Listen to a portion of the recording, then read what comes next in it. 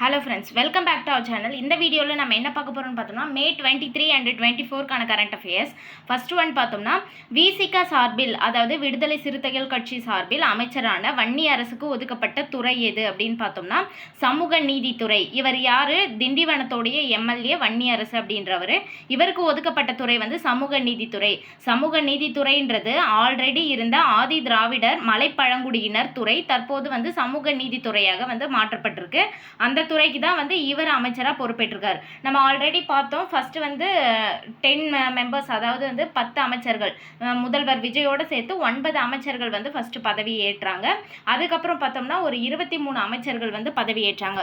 மொத்த எண்ணிக்கை வந்து எவ்வளோ இருக்கலாம் அப்படின்னு பார்த்தோம்னா மொத்தம் வந்து 234 தொகுதிகள் அப்படின்னும் போது 15% வந்து தாண்டி போகக்கூடாது, 12 உறுப்பினர்களுக்கு குறையாம இருக்கணும் அப்படின்ற சட்ட திருத்தம் வந்து 91வது சட்ட திருத்தம் 2003 படி இந்த எண்ணிக்கையை வந்து இது ப்ரிடிக்ட் பண்ணியிருக்காங்க. அந்த மாதிரி வந்து 234 தொகுதிகளுக்கு 15% அப்படின்ட்டு நம்ம பார்க்கும்போது மொத்தம் 35 அமைச்சர்கள் வந்து வருவாங்க. அதில் 33 பேர் வந்து ஆல்ரெடி பதவி ஏற்றுட்டாங்க. இன்னும் ஒரு 2 அமைச்சர்கள் வந்து வரைக்கும் வரலாம். அப்படின்றதுனால வந்து விசிக சார்பில் வன்னி அரசுக்கு வந்து சமூக நீதித்துறை வந்து ஒதுக்கியிருக்காங்க. அடுத்து IUML சார்பில் அமைச்சரான ஷாஜகானுக்கு ஒதுக்கப்பட்ட துறை எது அப்படின்னு பார்த்தோம்னா சிறுபான்மையினர் நலத்துறை தான் வந்து அவருக்கு ஒதுக்கப்பட்டிருக்கு. இது வந்து பார்த்தோம்னா பாபநாசம் தொகுதியினுடைய எம்எல்ஏ தான் வந்து ஷாஜகான் அப்படின்றவர்.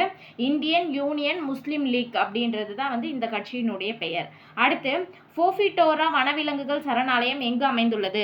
அசாம் மாநிலத்தின் மோரிகான் மாவட்டத்தில் தான் வந்து ஃபோஃபிட்டோரா வனவிலங்குகள் சரணாலயம் அமைஞ்சிருக்கு. அடுத்து தி லான்சென்ட் மருத்துவ இதழில் வெளியாகி உள்ள ஆய்வு கட்டுரையில் உலக அளவில் மனநலம் தொடர்பான பிரச்சனைகளில் பாதிக்கப்படுவோரினுடைய எண்ணிக்கை எத்தனை கோடியாக உள்ளது அப்படின்னு பார்த்தோம்னா 120 கோடியாக உள்ளது. தி லான்சென்ட் மருத்துவ இதழில் வெளியாகி உள்ள ஆய்வு கட்டுரையில் மனநலம் தொடர்பான பிரச்சனைகளில் பாதிக்கப்படுவவங்கள எண்ணிக்கை வந்து 120 கோடியா இருக்கு அப்படின்னு சொல்றாங்க. இது கடந்த 1990ஆம் ஆண்டுக்கு பிறகு 2 மடங்காகும். இது போன்ற பாதிப்பு வந்து பெண்களிடம் வந்து அதிகமா இருக்கு அப்படின்னு சொல்றாங்க. அதே நேரத்தில் ஆட்டிசம், கவனக்குறைபாடு, ஆளுமை குறைபாடு போன்றவையெல்லாம் வந்து ஆண்களிடம் வந்து அதிகமாக காணப்படுகிறது அப்படின்ட்டு சொல்றாங்க. மனநலம் சார்ந்த பிரச்சனைகள் வந்து பெண்களிடம் அதிகமா இருக்கு. ஆட்டிசம், கவனக்குறைபாடு, ஆளுமை குறைபாடு போன்ற இதெல்லாம் வந்து பார்த்தோம்னா ஆண்களிடம் அதிகமாக இருக்கு. இதுக்கு மோஸ்ட்லி வந்து அஃபெக்ட் ஆகுறவங்க யார் அப்படின்னு பார்த்தோம்னா 15 to 19 ஏஜில் இருக்க இளைஞர்கள் தான் வந்து பாதிப்படைந்திருக்காங்க. அடுத்து எந்த நாட்டின் குழந்தைகள் தடுப்பூசி திட்டத்துக்கு உதவும் வகையில் BCG, டெட்டனஸ் மற்றும் டிப்தீரியா தடுப்பூசி மருந்துகளை இந்தியா அனுப்பியது அப்படின்னு பார்த்தோம்னா ஆப்கானிஸ்தான் நாட்டினுடைய குழந்தைகள் தடுப்பூசி திட்டத்துக்கு தான் வந்து BCG, டெட்டனஸ், டிப்தீரியா தடுப்பூசிலாம் வந்து அனுப்பியிருக்காங்க.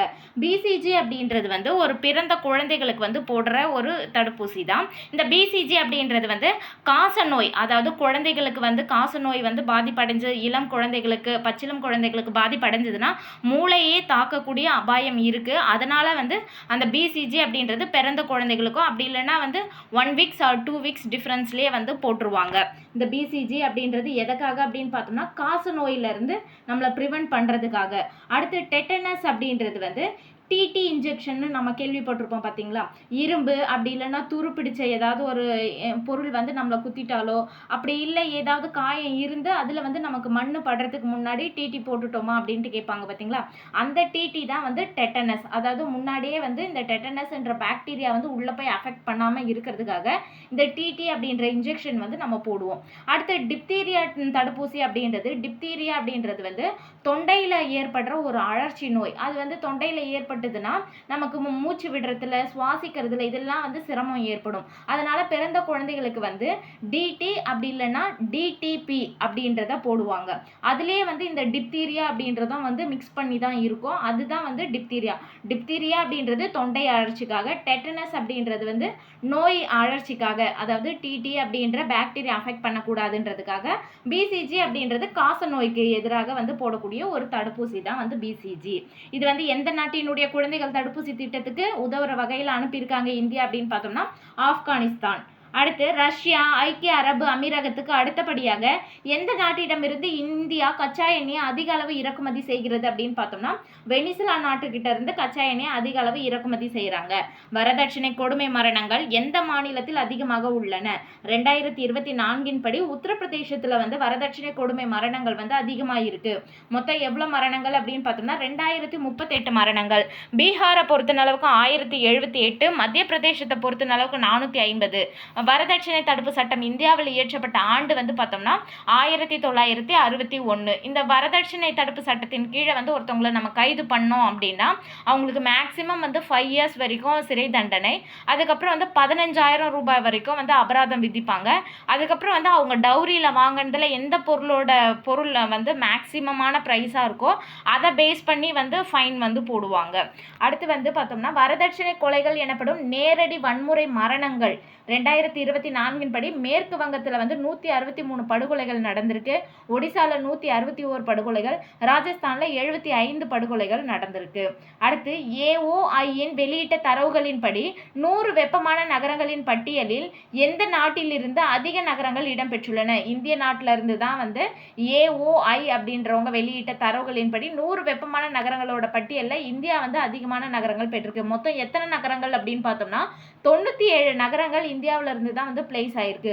ஒடிசா மாநிலத்தின் பலாங்கீர் நகரம் 48 டிகிரி செல்சியஸ் முதலிடம் பெற்றிருக்கு.